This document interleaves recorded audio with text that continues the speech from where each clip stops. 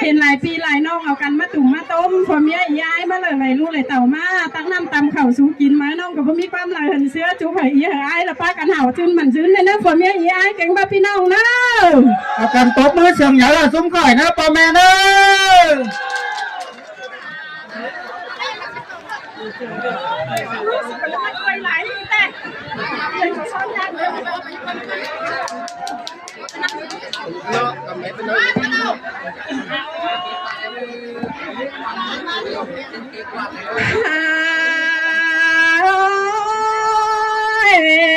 ปาดมา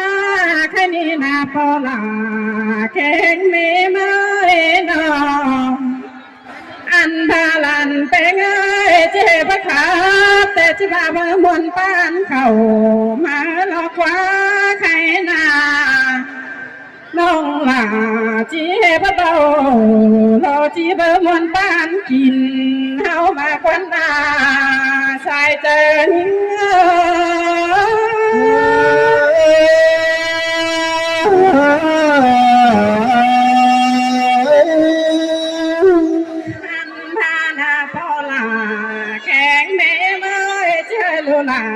สุนีโตล้นละแกงล้นละมาได้หาใครนาอันพาเบาเสียงตำเตลันลานี่จันโตมาจบเจอหมูแกกันเน่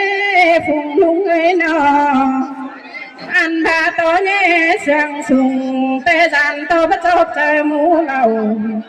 จันโตเจ้าพี่น้องที่ติดกันหัวยิ่งสิเดชายเจอเฮ้ยเฮ้ยวันนี้ล่ะวันนี้ใส่เสียงไอ้เอ้ยนอ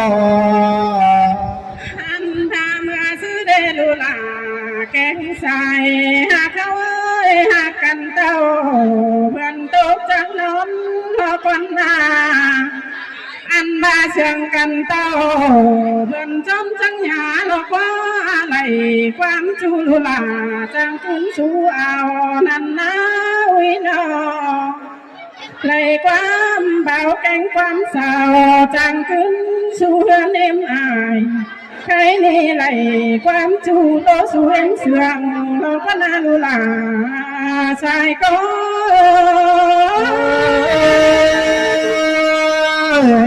ได้ความมวลไม่อาย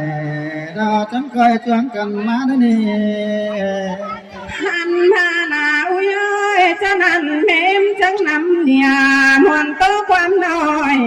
หลอกว่าเมื่อชื่อเตสามซอยจะหลัก